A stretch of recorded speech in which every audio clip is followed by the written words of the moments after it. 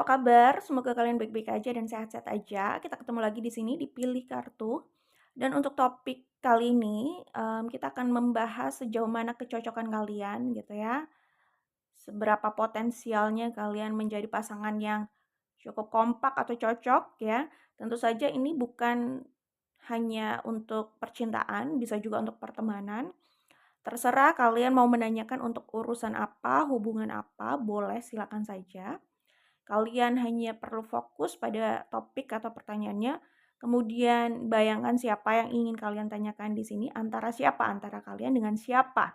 Kalian bayangkan dulu, kemudian pilih kartu yang sesuai dengan intuisi atau panggilan hati kalian ya. Kalau sudah tahu mana yang mau kalian pilih, langsung cek di description box, di situ ada timestamp-nya, oke? Dan ingat, ini adalah general reading, jadi tidak dibaca khusus untuk satu orang, tidak membacakan khusus untuk satu orang, itu harus dipahami, ini general ya, sifatnya sangat general, tidak spesifik untuk satu orang, karena kalau spesifik untuk satu orang itu namanya personal reading, oke? Jadi kalau bacaannya menghibur, anggaplah ini sekedar konten hiburan saja, oke? Jadi ingat, sikapi ini secara bijaksana dan cerdas. Ini tidak mungkin akan resonate atau cocok dengan semua yang menonton, oke? Dan bagi kalian yang ingin personal reading, ingin dibacakan secara khusus, ya, lebih khusus untuk kalian dan mungkin lebih dalam. Nah, kalian bisa ambil personal reading. Caranya bagaimana? Kalian bisa cek di description box atau di informasi atau profil channel YouTube ini ya. Jadi kalian bisa cek di bagian informasi channel YouTube ini, oke? Ada di bagian deskripsi YouTube-nya ya. Jadi kalau tidak di description box, tidak di deskripsi videonya, ada di deskripsi YouTube-nya, oke? Selama keterangan tentang personal reading ada di situ, artinya personal reading masih available, masih dibuka dan masih bisa mendaftar, oke? Itu saja ya. Baik, kita langsung menuju ke pembacaan. Di sini ada grup 1, grup 2, grup 3, pilih berdasarkan intuisi kalian, oke? Kita langsung menuju ke pembacaannya. Grup 1 ini adalah kartu pilihan kalian. Aku akan bacakan energi yang terlihat di sini. Ini bisa di Sun, Moon, Rising, atau Venus. Tetapi tidak usah fokus sama zodiak ya, karena ya fokus aja sama pembacaannya apakah sesuai dengan situasi kalian gitu ya. Lagi pula zodiak ini kan juga bukan sun sign saja gitu ya. Oke. Jadi aku hanya menyebutkan saja energi yang tampak di sini, oke. Di sini ada Pisces ya, kemudian ada Aries, lalu ada Leo, ada Aquarius. Ya, energi Aries cukup kuat di sini dan Cancer. Kemudian aku melihat ada Libra juga di sini ya. Oke, itu energi yang tampak di sini untuk grup 1. Grup 1, apakah kalian cocok atau tidak? Gini, ini hanya membaca potensi ya, ingat ya, dan sikapi secara bijak juga cerdas, oke? Kalau aku lihat di sini dari keuangan materi oke, ya kalian bisa jadi partner yang apa ya, yang cukup menarik rejeki gitu ya. Ya sebenarnya kalau untuk rejeki atau materi bisa juga partner kerja sih ya, bisa juga kayak gitu. Jadi, entah cocok dalam membangun empire itu, atau cocok dalam, mmm, menarik atau memanifestasikan keuangan itu gitu ya, cocok, dalam hal kerja sama untuk yang berkaitan dengan uang gitu ya, atau energi kalian yang memang cenderung kalau bersama itu bisa lebih klik dalam menarik material abundance gitu ya, soal keuangan, keberlimpahan materi gitu ya. Jadi dalam hal materi ini bagus ya, berlimpah gitu ya. Ada yang kecenderungan jadi ambisius atau mungkin sebelumnya sudah ambisius, tapi lebih ambisius lagi dan lebih bisa memanfaatkan keadaan gitu ya. Aku sih melihat di sini ada energi ambisius, memanfaatkan keadaan, dan pekerja keras gitu. Bekerja lebih keras lagi karena orang ini kayak haus akan materi gitu loh ya, kalau yang tampak di sini gitu. Jadi makin sukses ya secara keuangan itu yang kulihat di sini. Entah ini juga kan general reading, situasi orang di luar sana bisa berbeda-beda, tetapi kalau aku melihat di sini, antara kalian berdua kalau bersama itu ada keadaan yang cukup menguntungkan dalam hal finansial gitu. Mungkin ada salah satu orang yang makin lebih bersemangat saja untuk bereksplorasi dengan situasi yang ada untuk menarik materi atau rezeki itulah ya. Intinya dalam hal keuangan bagus kalau aku lihat ya. Oke, mmm, makmur lah ya. Nah, dalam hal lain misalkan percintaan kalau aku lihat di sini ada yang cukup posesif dan keras gitu ya. Jadi, sifatnya itu apa ya, terlalu posesif gitu. Kayak sedikit-sedikit cemburu, sedikit-sedikit kayak kena trigger gitu loh. Mmm, untuk terlalu protektif sama pasangannya, protektif di sini lebih ke siapapun yang ingin mengambil pasangannya. Walaupun sebenarnya bukan berarti ingin mengambil pasangannya ya, bisa saja ya mungkin cuman bercanda-bercanda, bercandanya itu juga bukan flirting sih ya. Ada orang yang terlalu posesif sampai obrolan ringan, misalnya lagi ngobrol tentang pekerjaan atau tentang, mmm, apa ya, urusan lah ya yang pasti bukan urusan percintaan juga gitu loh ya. Itu dia bisa sangat, apa ya, kayak jutek, terus judes gitu. Kayak kelihatan banget posesifnya gitu loh ya. Ada yang kayak gitu loh ya. Padahal yang diobrolin juga, ya memang urusan yang sedang diurus gitu ya. Maksudnya misalkan urusan pekerjaan atau urusan apa ya, misalkan jual beli atau kontrak atau project atau apapun lah ya. Intinya masalah-masalah yang seperti itu sebenarnya gitu. Dan nggak mungkin juga dong kalau misalkan nggak mungkin juga kalau di situ ada pasangannya terus, mmm, apa mau flirting gitu, kan enggak seperti itu juga gitu. Tapi maksudnya kalau ada niatan buruk, itu nggak mungkin niatan buruk ke arah situ ya, ke arah flirting gitu ya dengan pasangan orang. Itu kan nggak mungkin di depan pasangannya gitu loh. Kalau jelas di situ ada pasangannya kan sebenarnya itu bukan arah ke flirting yang ya begitulah ya gitu, bukan arah ke situ kan, tapi ya gitu, ada yang sangat posesif, mungkin dia entah juga ya, dia melihat sesuatu yang tidak dilihat orang gitu, dia merasakan sesuatu yang tidak orang sadari itu juga bisa sih ya. Ya mungkin obrolan biasa tapi melihat pasangannya ini kayaknya klik banget nih ngobrol sama orang lain yang kebetulan lawan jenis dan mungkin kebetulan lawan jenisnya itu di mata dia agak keren atau kece gitu atau cakep gitu, jadi langsung cemburu banget gitu, bisa kayak gitu juga sih ya. Kayak gitulah intinya. Jadi ada orang yang terlalu posesifnya sampai ya kayak gitu. Padahal dia ada di situ, dia menyaksikan juga, jadi kan terbuka di depan matanya dia gitu loh. Jadi kalau terbuka di depan mata dia masa orang mau flirting yang, mmm, aneh-aneh gitu ya. Tapi nggak tahu juga ya, mungkin ada yang nggak melihat itu flirting, tapi ada juga yang melihat melihat itu flirting, entah juga ya. Ini soal sudut pandang. Cuman kalau pasangannya saja ada di situ kan ya nggak ada niatan yang aneh-aneh di urusan percintaan gitu, kalau pasangannya saja hadir di situ dan bisa melihat gitulah intinya. Tapi kan ada yang, bisa cemburu banget gitu loh, kayak gitu.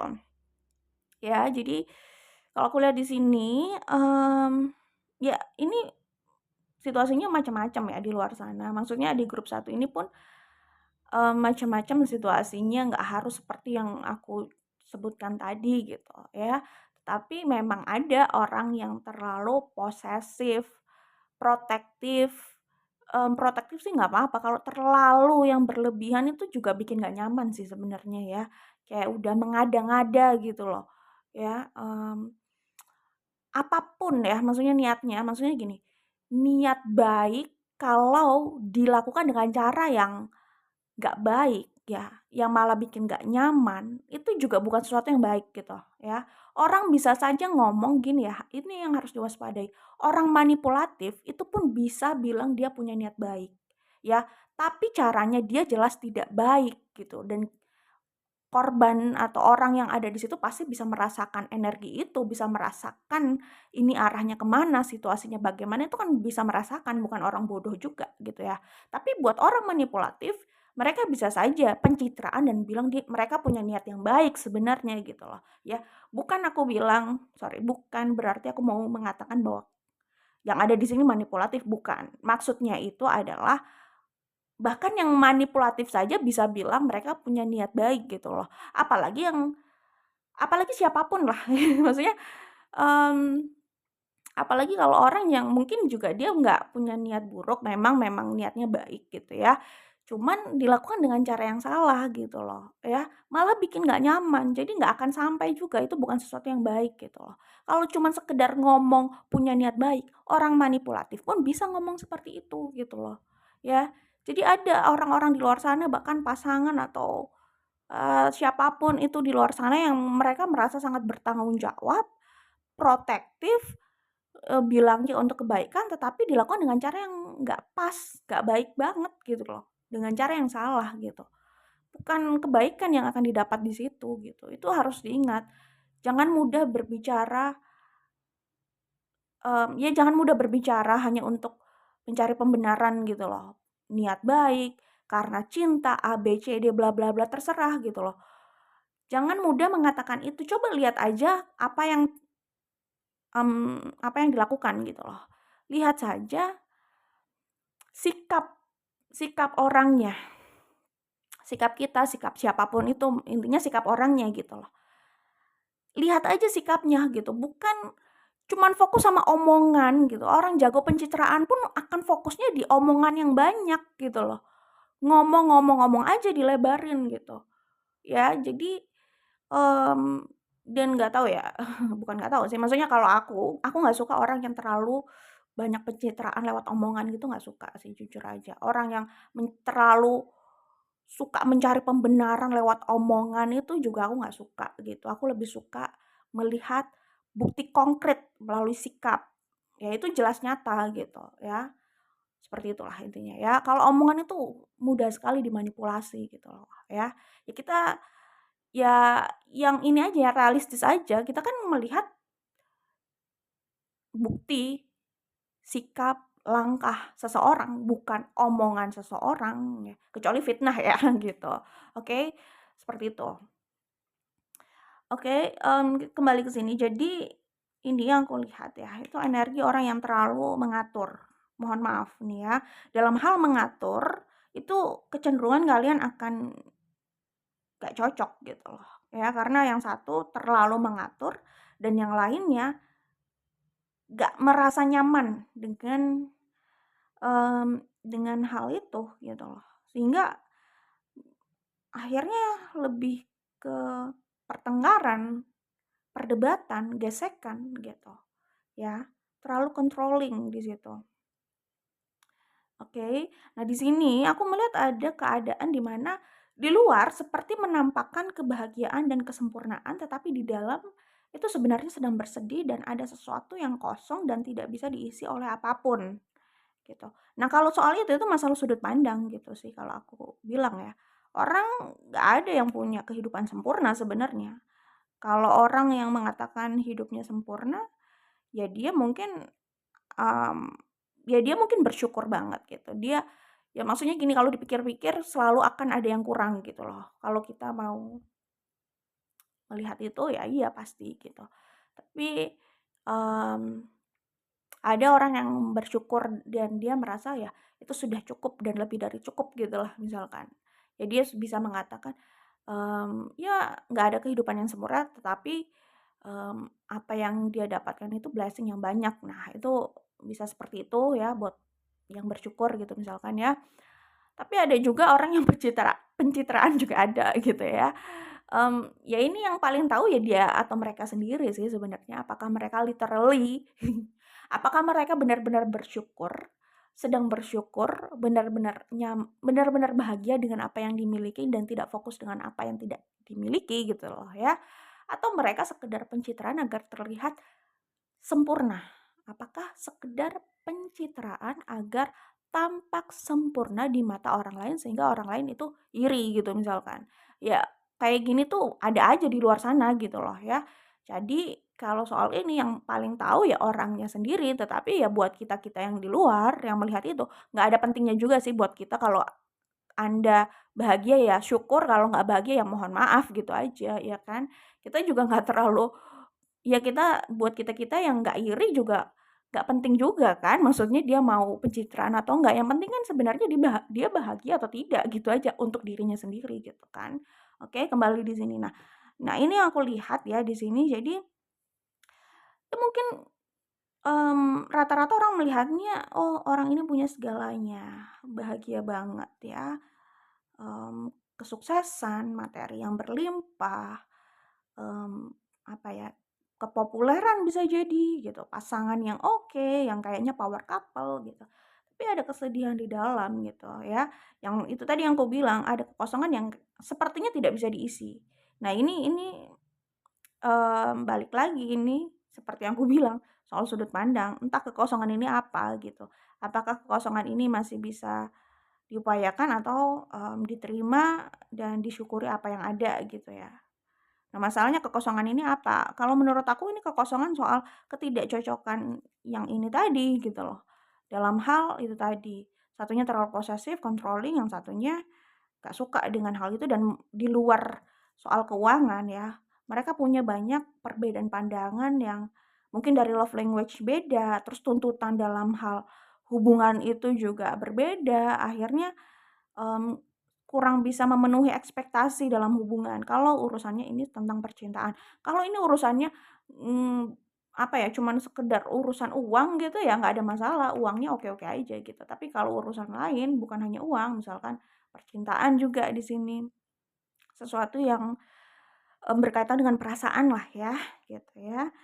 Mmm, ya ini kalau aku lihat ya.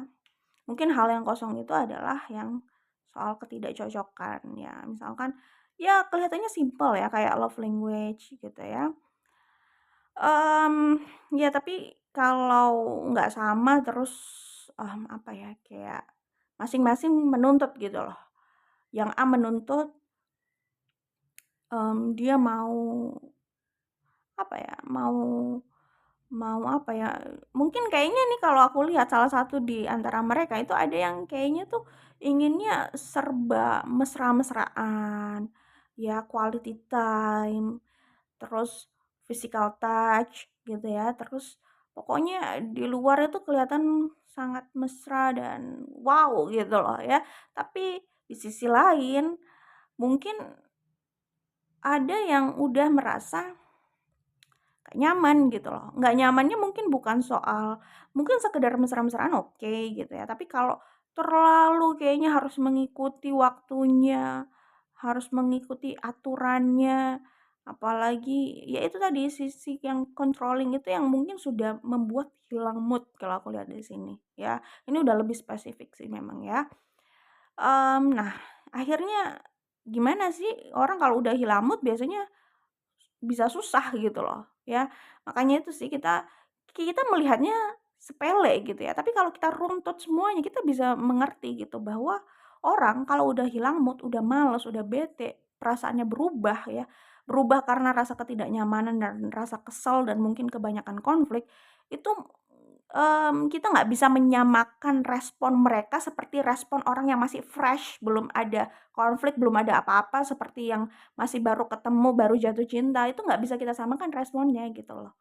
Karena rasa itu sudah berbeda ya, udah mempengaruhi mood gitu ya, seperti itu. Jadi, ya bisa dilihat sepele, tapi kalau dilihat secara keseluruhan ya kita nggak bisa menyepelekan itu juga gitu loh ya. Nah di sini kalau aku lihat ada potensi sakit hati memang ya, dalam hubungan di luar keuangan sih kalau aku lihat di sini ya. Sakit hati lebih ke itu, soal percintaan gitu ya. Ada potensi memang third party situation Ya karena adanya ketidaknyamanan ya yang sudah menumpuk gitu bisa juga. Gitu sih kalau aku lihat ya. Atau kalaupun nggak soal third party situation ya, ini konflik yang terus-terusan yang akhirnya membuat luka aja gitu dan nggak bukan tidak mungkin ini akan berlanjut ke arah third party situation gitu kalau aku lihat di sini, oke? Itu saja, jadi bisa simpulkan sendiri cocok nggak cocoknya ya.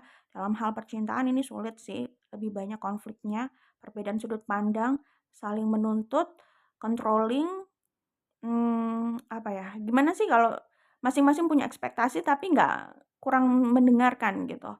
Akhirnya, "Aduh kok gua terus sih yang ngikutin lo?" Gitu, kan capek gitu. Atau satunya lagi bilang, "Aduh kenapa sih gue tuh cuman minta ini," gitu, "tapi kok kenapa sih kok lo kok susah banget cuman minta ini?" Gitu. Padahal ini ya yang terbaik, gue sudah melakukan semuanya gitu loh. Terus, ini kan sesuatu yang, apa ya, yang bagus, kenapa sih kok lu nggak mau yang kayak begini gitu. Ya begitu kalau orang udah nggak bisa melihat sudut pandang satu sama lain ya kayak gitu, nggak akan bisa ketemu memang, ya, gitu. Nggak akan bisa mengerti, yang satu lagi udah muak gitu, "Aduh gue udah nggak bisa sih, mengikuti lo terus," gitu loh. Maksudnya apa yang menurut lo baik, lo paksakan ke orang lain dan itu nggak peduli orang itu sudah nggak nyaman, itu udah nggak peduli gitu. Jadi itu yang aku baca di sini ya, jadi akhirnya timbul kesedihan ini gitu ya. Itulah ya kalau sudah tidak bisa melihat dari sudut pandang satu sama lain ya. Kita udah bisa melihat dari cara ngomong seseorang. Orang ini kecenderungan controlling apa enggak, kecenderungan memaksakan apa yang baik buat dia atau dia cenderung demokratis. Misalkan, dia itu udah gua kasih makanan enak gitu, tapi nggak ngerti deh kenapa kok dia dia itu nggak mau gitu loh. Udah enak, bergizi, tapi dia itu nggak mau, emang susah sih pikirannya gitu. Wah ini udah kelihatan dari omongannya. Sorry, dari omongannya sudah terlihat, orang ini kecenderungan controlling. Walaupun misalkan kita nggak sedang menghakimi makanannya beneran enak dan bergizi atau tidak gitu loh. Tapi kalau soal enak memang sangat relatif gitu ya. Kita nggak bisa melihat apa ya, ngomong orang lain seleranya rendah banget sih, seleranya nggak bagus sih karena dia nggak sama seleranya gitu. Ya kita nggak bisa ngomong seperti itu gitu ya. Kalau soal gizi ya kita nggak sedang menghakimi gizinya gitu ya kan, bener atau enggak omongan dia gitu. Tetapi kalau caranya berbicaranya seperti itu, cara berbicaranya seperti itu memang kecenderungan dia mungkin memaksakan apa yang baik di matanya untuk orang lain gitu. Masalahnya tidak semua orang bisa sependapat dengan dia, itu realita di lapangan gitu dan dia cuman punya 2 pilihan ya, menerima itu bahwa mereka berbeda dan deal dengan itu semua, jalan bersama dengan perbedaan itu, atau kalau memang ini belum terlalu jauh, lepaskan. Kalau memang tidak siap dengan perbedaan itu, lepaskan saja dari awal sebelum ini berjalan terlalu jauh dan hanya saling menyakiti. Karena kalau orang itu berpikir, nanti gua akan bisa merubah dia, itu sudah salah besar dan itu sudah peringatan besar.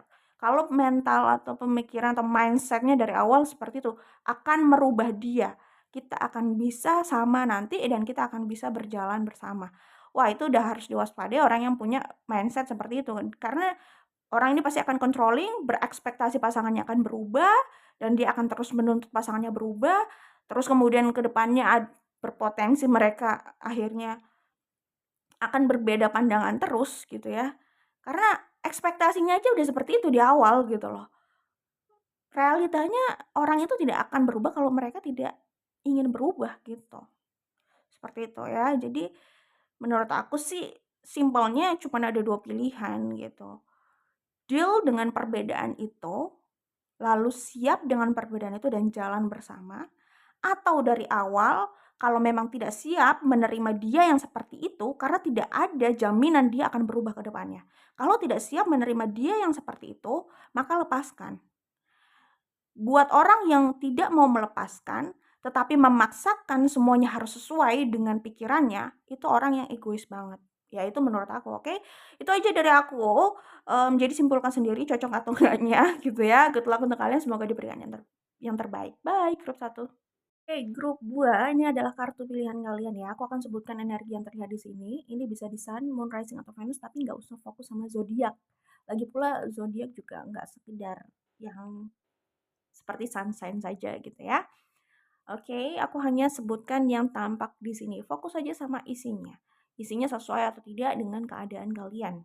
Ya, di sini ada Leo, kemudian ada Capricorn, ada Sagittarius, ada Scorpio, Taurus, Aquarius.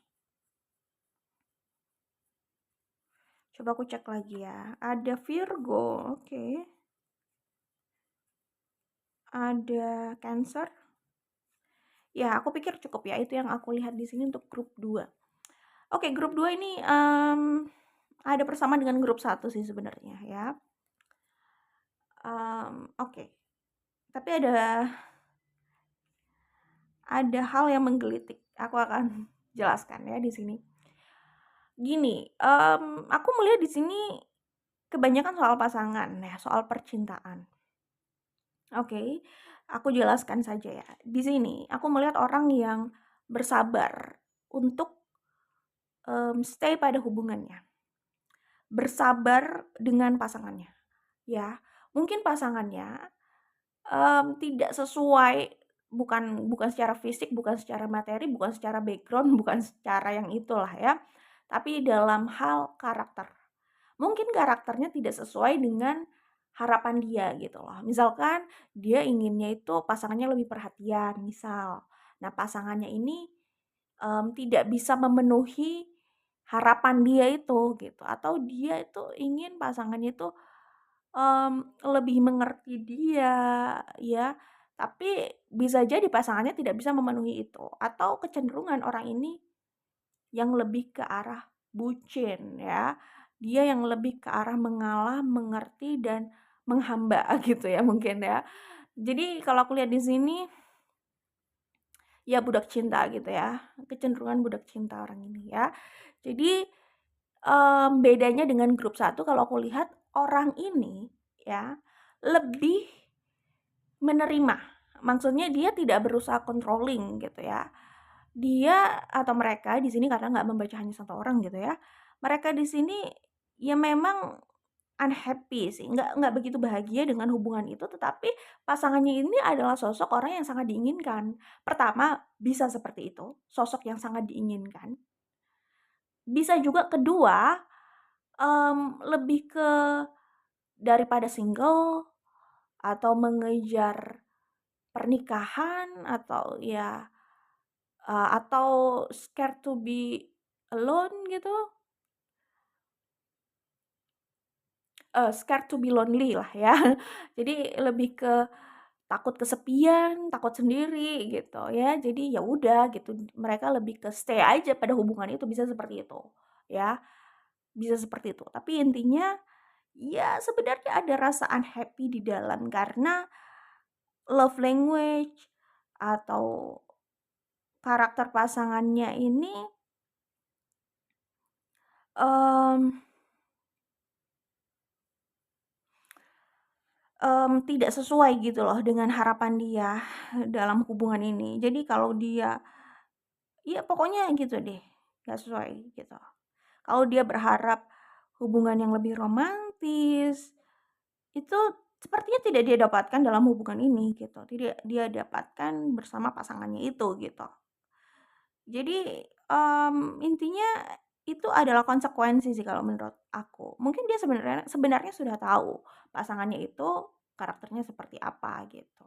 Tapi memang dialah yang memilih dan dialah yang memilih dan akhirnya dia juga harus menerima juga konsekuensi dari pilihannya gitulah ya intinya di sini. Kalau aku orang kalau aku lihat orang ini cukup sabar gitu. Terima gitu, ya udahlah kalau memang, ya apa ya, sentuhan-sentuhan dalam hubungan yang membuat indah itu tidak dia dapatkan, ya udah dia tetap stay di situ dan bersabar untuk pasangannya gitu. Jadi dia tetap memilih bersama dan tidak melepaskan, intinya gitu. dia sudah terimalah konsekuensi itu. Karena kalau enggak, ya ngapain juga dia tetap tetap ada di sini dan dengan energi seperti ini ya, karena kayaknya orang ini lebih ke bersabar gitu ya, kayak gitu. Terus kalau aku lihat di sini ya, dia yang lebih sering dia atau mereka lah ya, yang lebih sering mengerti dan mentoleri segala kesalahan pasangannya, gitu ya. Jadi, misal aku sih nggak bilang di grup ini harus seperti itu ya, maksudnya harus seperti itu tuh, seperti yang akan aku sebutkan ini gitu ya. Misal,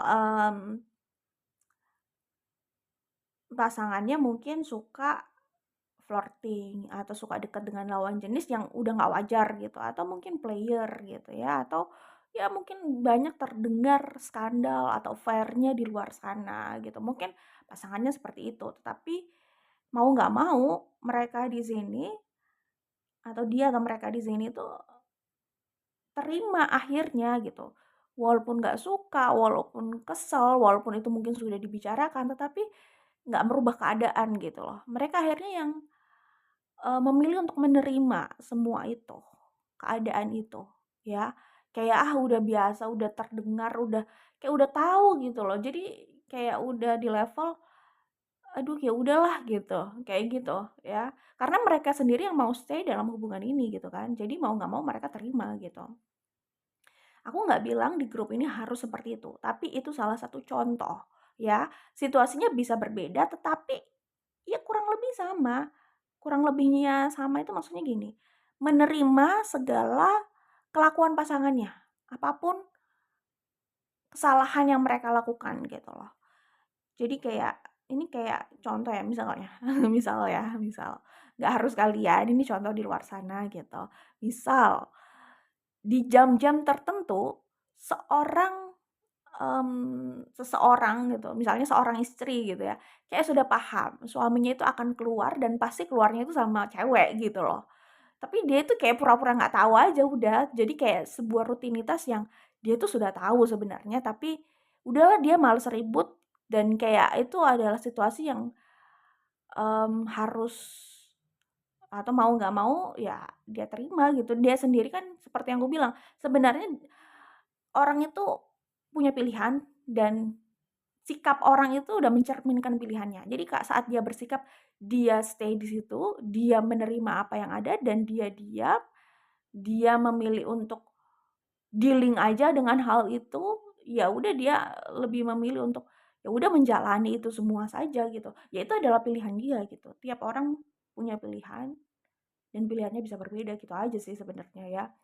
Ya itu salah satu contoh, misalkan ya, seorang istri yang, oh udah ngerti nih suaminya jam-jam segini paling mau ketemu sama yang lain gitu ya. Ini nggak semua istri di luar sana kayak gitu dan nggak harus kalian seperti itu, ini hanya contoh, oke. Persamaannya adalah sesuatu yang mereka sudah tahu gitu loh, yang mereka sebenarnya nggak mau juga, tapi, ya udah deh gitu loh, kayak memilih untuk dalam tanda kutip "berdamai" dengan situasi itu. Berdamai dengan situasi itu. Orang lain di luar sana berdamai dengan luka batin gitu ya, dengan segala hal yang terjadi di masa lalu. Kalau mereka yang aku sebutkan di sini, nggak harus kalian ya, contoh di luar sana gitu misalkan. Berdamai dengan situasi itu. Kayak dalam tanda kutip ya, makanya aku bilang gitu, dalam tanda kutip, "Ya udahlah," gitu, "terserah," gitu, "udah tahu ya udah," gitu. Kayak, ya udah ini rutinitasnya aja, kayak menerima aja udah gitu. Tapi dia yang penting tetap stay di situ gitu. Jadi dia menerima itu semua, yang penting dia tetap stay di situ. Itu pilihan juga sih sebenarnya, pilihan mereka juga gitu. Contoh ya, itu contoh, nggak harus kalian seperti itu, oke? Tapi kalau aku lihat di sini, ini adalah energi orang yang, ya itu tadi, ya udah tiap ada masalah dia coba selesaikan. Kalau masalah yang sama terulang lagi, ya udah dia hanya menjalani rutinitas saja udah gitu, dia terima semuanya dan dia tetap akan menggenggam pasangannya dan stay di situ kalau aku lihat. Jadi ini adalah, mereka yang memilih untuk, eee, apa ya, berusaha kuat ada di situ. Kuat ini relatif ya, kita nggak bisa, menghakimi orang gitu. Kalau orang itu memilih keluar dari hubungan yang seperti ini, oh terus mereka dianggap nggak kuat. Itu sangat relatif ya, kita mau melihat dari sudut pandang apa. Mereka kuat untuk stay di sini, oke, sebut mereka kuat, silahkan. Tapi kalau mereka mau keluar dari situasi ini, mereka juga nggak bisa dibilang lemah, ya. Karena mereka kuat untuk keluar dari hal yang memang sudah nggak layak buat mereka. Mereka kuat untuk, melepaskan diri mereka dari belenggu ini. Mereka kuat untuk berjalan sendiri keluar dari sini, oke? Gitu. Jadi kuat ini sangat relatif, karena bisa saja orang yang stay pada hubungan yang sebenarnya udah nggak sehat ini, bukan berarti mereka kuat. Ya mungkin di satu sisi mereka terlihat kuat untuk stay terus di hubungan yang udah toxic gitu ya. Tapi di sisi lain, mereka cukup lemah dan tidak berdaya untuk pergi dan melepaskan diri dari sini gitu, ya. Bukan dalam tanda kutip ya, maksudnya ingat, orang kalau bucin, satu sisi mereka terlihat kuat, tapi di sisi lain sebenarnya mereka itu lemah. Bucin itu yang membuat mereka lemah. Itu adalah mindset, ya. Mindset mereka bucin, dan itulah yang melemahkan mereka untuk stay pada hubungan yang sebenarnya sudah tidak layak, gitu. Tapi buat orang lain di sisi lain melihat, "Oh gila ya orang ini kuat aja di situ terus," gitu. Makanya kuat itu sangat relatif dan kita tidak bisa menghakimi, oke? Tidak bisa menghakimi pilihan orang, oke ya? Yang penting siap dengan konsekuensi yang ada. Nah, di sini aku melihat, mmm, apa ya, ada kayak kekuatan dalam diri orang tersebut untuk, dia akan berusaha bertahan gitu melalui ini semua gitu. Dan di sini kalau aku lihat memang hubungan ini banyak sekali godaannya ya, ya. Oke,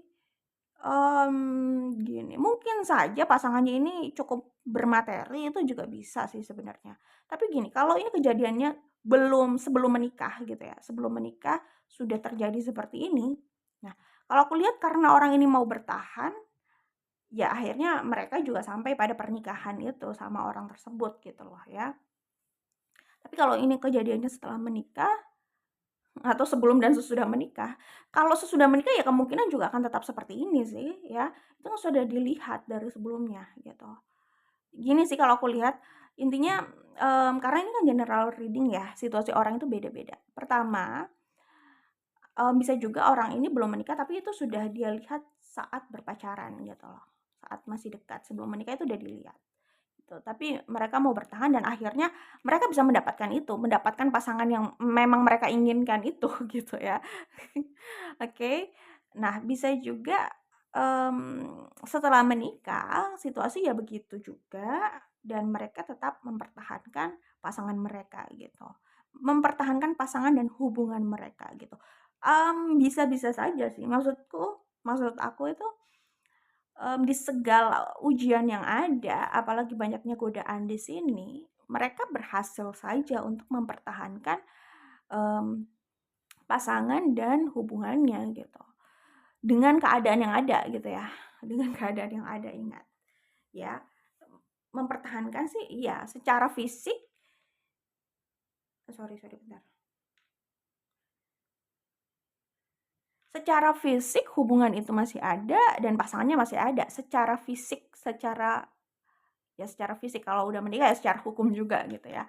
Tapi apakah mereka bisa mempertahankan apa? Enggak. Nah, ini beda beda apa ya, beda persepsi sih ya, tergantung gitu. Secara fisik kalau memang sudah menikah, secara legalitas juga iya, bisa mempertahankan gitu.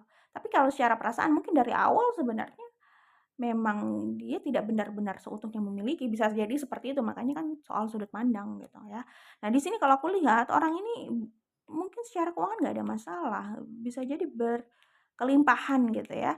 Tetapi dia di dalamnya tuh merasa ada yang kosong, balik lagi nih ada persamaan dengan grup satu, sesuatu,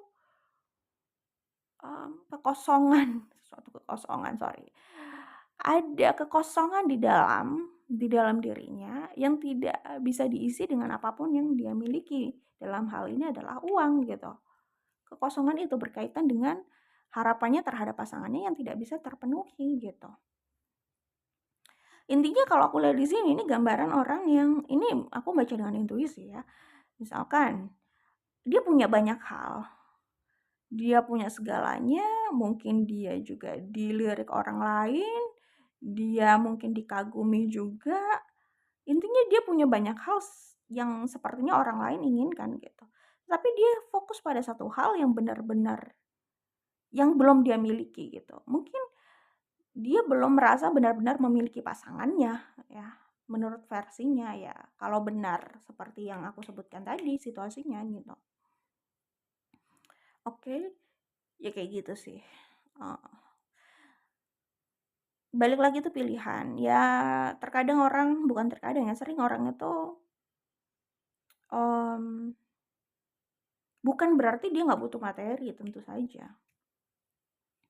Tapi ketika dia sudah memiliki itu, maka dia bisa juga fokus kan sama hal yang belum dia miliki gitu. Jadi seringkali, bukan terkadang, tapi seringkali orang itu ya fokus juga terhadap hal-hal yang belum mereka miliki gitu. Sebenarnya wajar aja, sah-sah aja kalau orang punya keinginan dan berusaha merealisasikan itu gitu. Tapi yang penting kan paham dengan pilihan dan konsekuensi gitu aja sih sebenarnya. Ya jadi kalau aku lihat di sini secara keuangan oke ya, memiliki banyak hal gitu. Tapi ya gitu sih. Ya tantangannya yang sudah aku sebutkan tadi gitu. Oke? Oke itu yang bisa aku sampaikan di sini untuk grup 2 good luck untuk kalian. Jadi cocok atau enggak ya? Ya itu simpulkan sendiri cocok atau enggak gitu.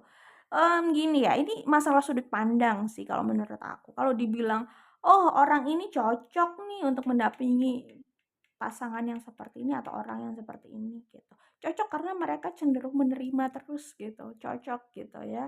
Karena orang-orang kayak gini harus didampingi sama orang yang seperti ini agar hubungan itu langgeng gitu. Karena ini cenderung menerima. Tapi dalam kelanggengan itu sebenarnya orang ini juga bisa bercabang-cabang gitu ya. Tapi ya kalau berbicara legalitas dalam hal pernikahan ya langgeng, maksudnya pernikahan itu tetap ada gitu, belum berpisah gitu ya. Kayak gitu. Ya makanya kalau berbicara soal cocok dalam sudut pandang itu ya bisa saja ya apa ya, ini kayak bisa bisa saling memenuhi gitu ya. Yang satunya butuh dimengerti terus, yang satunya kayaknya siap untuk mengerti terus alias budak cinta gitu ya. Tapi di sisi lain ya, ya kayak begitu ya, di sisi lain ya yang aku bilang tadi soal kekosongan gitu. Ekspektasi yang tidak bisa dipenuhi, tetap ada ekspektasi yang tidak bisa dipenuhi di situ, gitu ya. Jadi, ya balik lagi ya, pilihan sih ya, oke? Dalam hal ya tapi kalau itu aku nggak bisa menyalahkan juga ya, karena kan maksudnya nggak bisa menyalahkan orang ini gitu. Maksudnya di luar sana situasi kalian kan beda-beda, ini kan general reading, ya. Jadi maksudnya aku nggak bisa, menilai juga gitu loh, apakah orang ini sudah memberikan banyak hal atau memang dianya nggak pernah cukup ya, ataukah memang ada hal yang tidak bisa dipenuhi oleh dia sehingga dia ini cenderung mencari keluar. Ya itu nggak bisa dinilai karena ini general reading gitu. Situasi di luar sana bisa macam-macam. Kita nggak bisa memberikan penilaian lalu mengeneralisir ini gitu ya. Sementara orang yang menonton itu kan situasinya beda-beda, nanti ada yang merasa terhakimi gitu kan, gitulah intinya, oke? Itu saja dari aku, good luck untuk kalian ya, semoga diberikan yang terbaik, bye grup 2.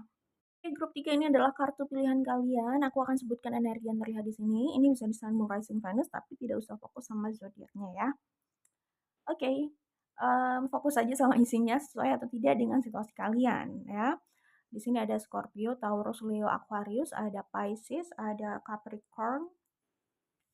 Kemudian aku melihat ada energi Virgo juga ya. Ada Gemini, ada Libra, ada Cancer.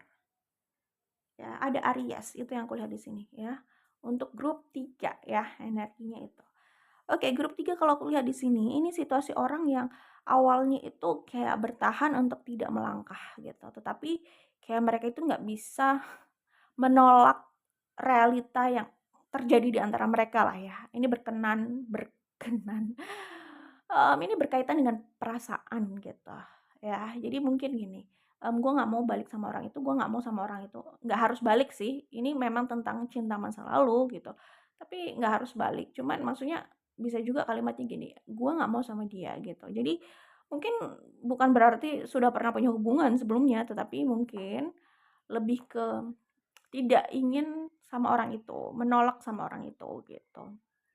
Cuman kembali lagi sama orang itu gitu, dipertemukan lagi sama orang itu gitu. Ya jadi ini energi yang seperti itu kalau kalau aku lihat di sini ya. Jadi awalnya itu kayak, bertahan untuk nggak bersama orang tersebut gitu ya, bertahan terhadap pendiriannya, tetapi balik lagi. Di sini kalau aku lihat sih memang ada campur tangan semesta gitu ya, kayak takdir mempertemukan kalian kembali gitu ya. Terus, ya udah akhirnya kalian bersama gitu kalau aku lihat di sini dan, gini, memang hubungan ini mungkin gini juga ya, ada unsur godaan gitu, ada unsur pihak ketiga lah, ada unsur godaan lah pokoknya. Atau, mungkin merasa bahwa hubungan ini akan sulit gitu loh kalau dipaksa bersama gitu. Jadi kalau aku lihat, memang tantangan hubungan kalian itu tidak simpel ya, kalian kayak harus melawan banyak hal, menghadapi banyak tantangan dan benar-benar harus melawan arus gitu loh untuk bersama gitu. Jadi tidak simpel. Ya mungkin awalnya yang aku lihat di sini, orang yang ada di sini itu bertahan pada pendiriannya untuk tidak, melanjutkan atau tidak, apa ya, meneruskan hubungan atau ya pokoknya tidak melangkah bersama gitu.